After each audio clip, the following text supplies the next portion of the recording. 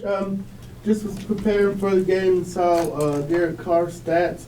Is he playing about as good as he's been playing this year at all? 73% in the last 4 games is. Yeah, no, obviously he's had a lot of success in the NFL. He's a very smart quarterback, and like a lot of guys that play on Sunday, they get going, they get in a rhythm, they can hurt you.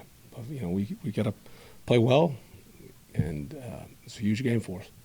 And any updates on your injury report for today? Pretty similar to what we talked about Monday. In regards to Taylor, yeah, he'll be limited. Really the only guy that's with Drew that didn't finish the game with the ankle, he won't be out there today. We just have to see how the week goes. And then DeMarco and Hughes they're in the protocol. DeMarco show up later? Yeah, it was after the game.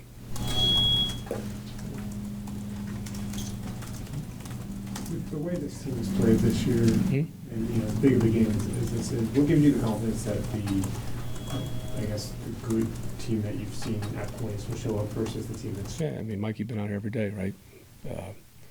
Seen how this team's responded, and so again, we played a lot of consistent football. The way these guys play and prepare, they're consistent all year. Obviously, results aren't what you want when you haven't, locked up anything to play in the postseason yet at this point of the year. But every game, these guys have showed up and ready to roll and had our chances. That's kind of the NFL. But no different coming off the bye or after Carolina. Mike, we would expect the same thing. We got a resilient group.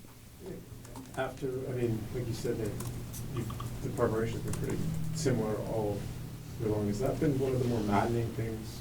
Because if the preparation looks the same, but the variance on Sunday is so. No, I wouldn't call it maddening.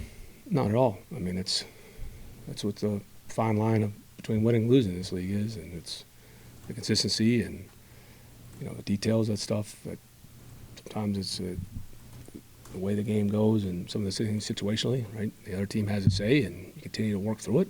In a lot of ways you improve, but every Sunday is extremely competitive. That's what we're all striving for, right? The consistency, and the thankful thing for us is at least we got an opportunity. A little bit's obviously out of our control, but what we do control is a huge game. Prepare for the Saints and go down on Sunday, and let's see what happens. Do you have an edict in terms of what you do or don't want to know about what's going on with the Tampa-Carolina game during the game Sunday? Will you tell people, I want radio silence, or do you? No, I don't. No, it just, it's like you see, again, everybody's personality is different. That's not going to affect, how the game's going to go for us. You play every game, and that's not going to affect what's going on. I don't even know if they show it in these type of situations. Oh, they would be in the stadium. Yeah, I mean, some stadiums are different than others. Josh, I don't know from where you guys sit, but I think it was like New York. That was the only stadium I think where it was almost like games were going on in the Jumbotron. Yeah. Other games, I mean, you don't even notice it because the score's in the corner or wherever it's at. But no, I mean, obviously, if you win, you're going to want to know, hey, are we playing next week or not? But yeah, no, it doesn't bother me. If DeMarco and Hughes don't get through, does you got Richie and Abernathy?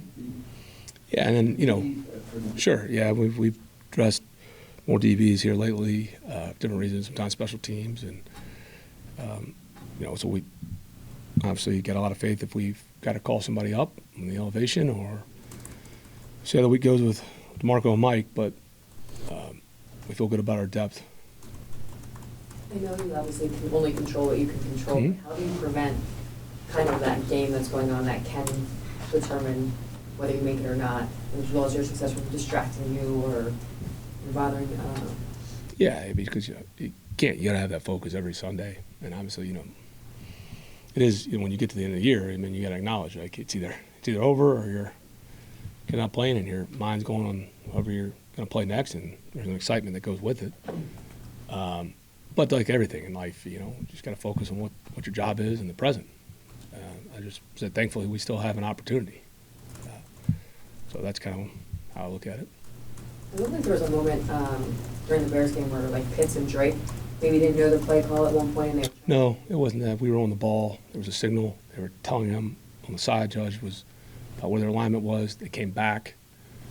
There was a check to it. They checked something in the van, and then they ran the route, but the ball went to the van. He got the look we wanted on the van. But there was a lot. There was something on the side, on the ball, a little loud.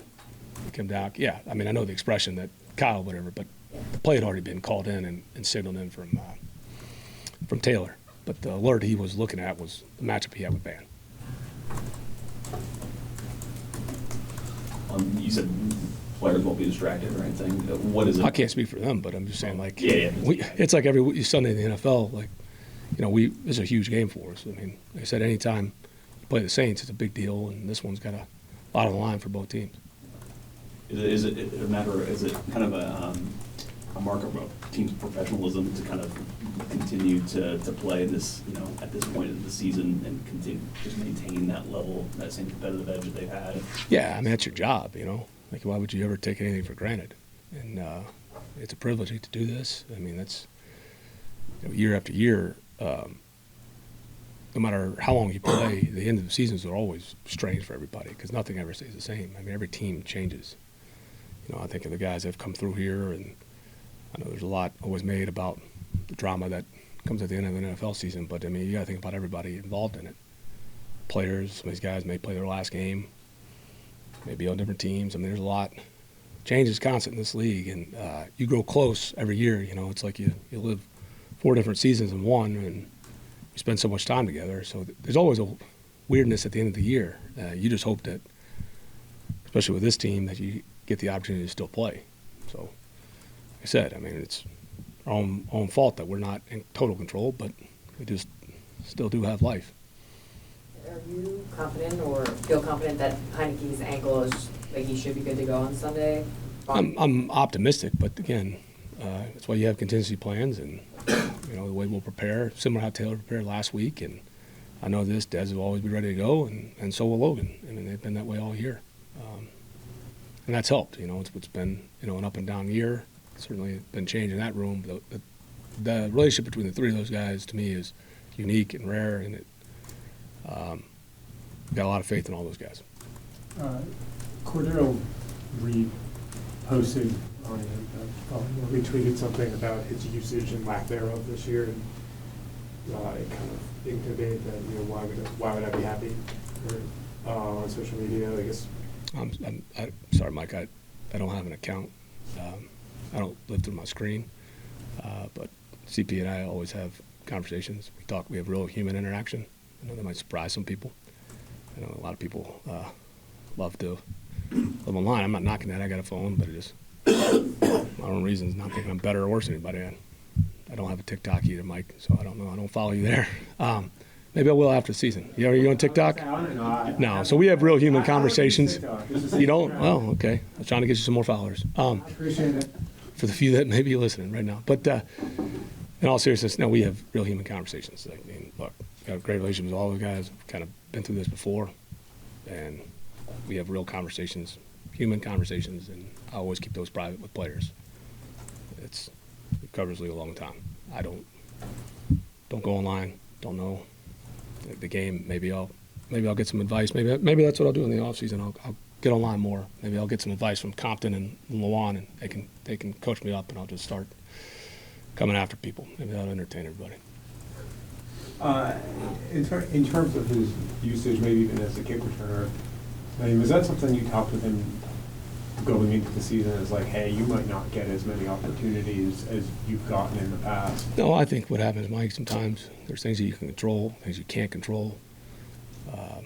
So there's a lot that goes into it as the seasons evolve. Like I said, all you want, I'd have a problem if somebody doesn't want the ball. It's like I say this, I never have a problem with somebody that wants to work more.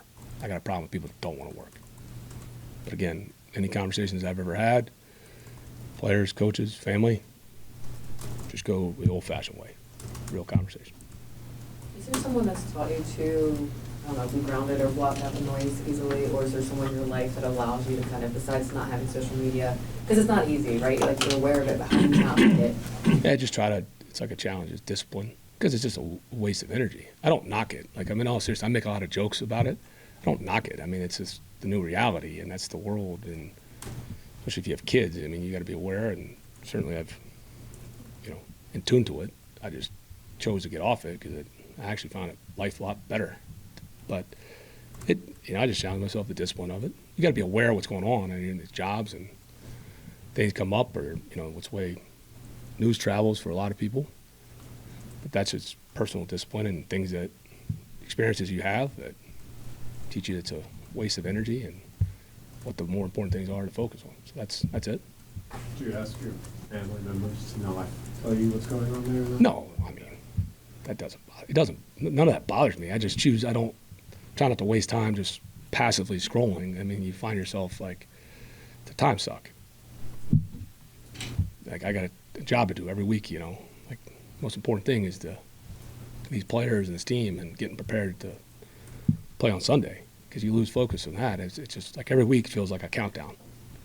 So, everybody may feel different on the league, but that's how I always feel. It's like a countdown to Sunday, and you got to flip the script.